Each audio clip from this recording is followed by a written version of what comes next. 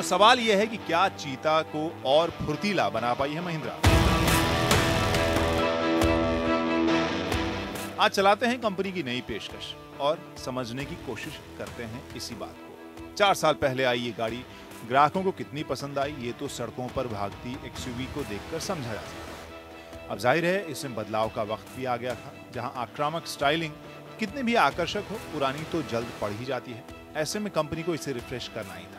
Company इस बदलाव को हाल में हमारे सामने लेकर आई, जिनमें सबसे खास था इसका चेहरा ही।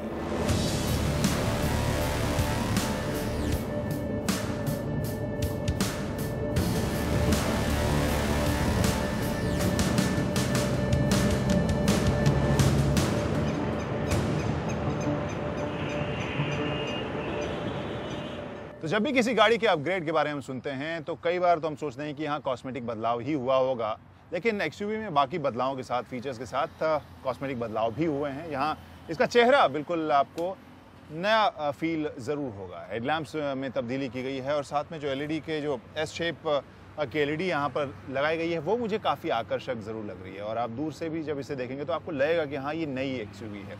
इसके अलावा जो क्रोम का इस्तेमाल है खासकर फ्रंट ग्रिल पर, वो इस डिज़ाइन को मुझे लगता है मेरे हिसाब से थोड़ा कम करता है, क्योंकि जो खूबसूरती है उसमें इसके लुक को बड़ा खूंखार सा या बहुत ज़्यादा अग्रेसिव बनाने की कोशिश करता है।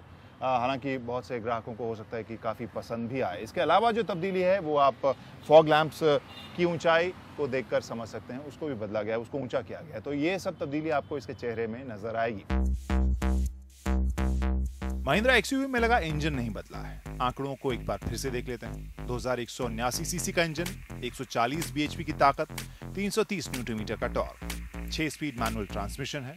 कंपनी ने इसे ज्यादा किफायती बनाया है।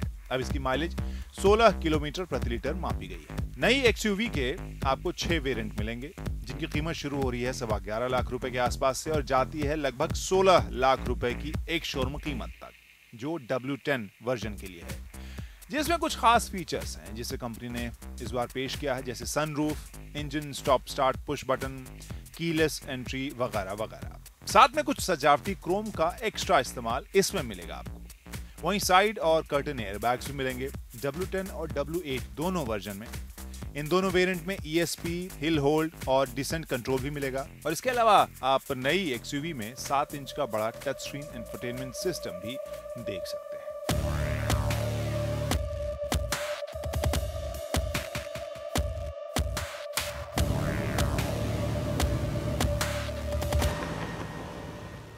फिलहाल जो वेरिएंट मैं चला रहा हूँ W10 है एक्सयूवी का, और जो तब्दीलियां हैं कॉस्मेटिक और फीचर्स के हिसाब से उनके बारे में तो हम जिक्र कर ही रहे हैं आज के रिपोर्ट में, लेकिन साथ में एक मुद्दा था जिस पर मेरी नज़र थी और उस मुद्दे को हम सस्पेंशन और हैंडलिंग कह सकते हैं, क्योंकि वहाँ बेहतरी की गुंजाइश मुझे लगती थी पहले भी, और इस बार कंपनी ने इसके सस्पेंशन में एडजस्टमेंट किया है जिससे इसकी हैंडलिंग थोड़ी बेहतर आपको महसूस होगी। बॉडी रोल भी आपको कम लगेगा और कुल मिलाकर जो ड्राइविंग एक्सपीरियंस है पहले ज़्यादा कॉन्फिडेंट इस नई एक्सयूवी के साथ आपको महसूस होगा। तो वहाँ पर एक प्लस देखने को मिल रहा है।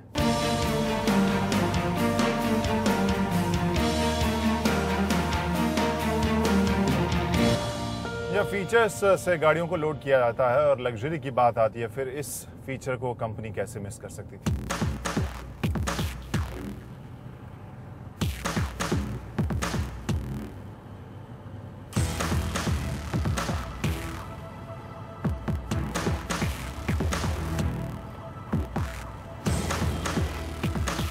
आखिर में यही कह सकते हैं कि गाड़ी में महिंद्रा ने उन सभी पैमानों पर कार को बेहतर किया है जिस पर ग्राहक किसी 4 साल पुरानी कार को बदलते देखना चाहते हैं। केवल कॉस्मेटिक न करके बदलाव फीचर्स के हिसाब से भी किए गए। साथ में राइड क्वालिटी भी बेहतर हुई है और इन सब के साथ कीमतों में उछाल भी नहीं। हाँ, ये जरूर है कि सभी नए फीचर्स का मजा लेने के लिए पॉकेट में छेद बड़ा होगा। बाकी कमी सिर्फ ये कह सकते हैं कि इसके पोर्टफोलियो में अभी भी ऑटोमेटिक ट्रांसमिशन का इंतजार ही है। तो कुल मिलाकर इसे एक ऐसा अपग्रेड कह सकते हैं जैसा किसी अपग्रेड को होना चाहिए।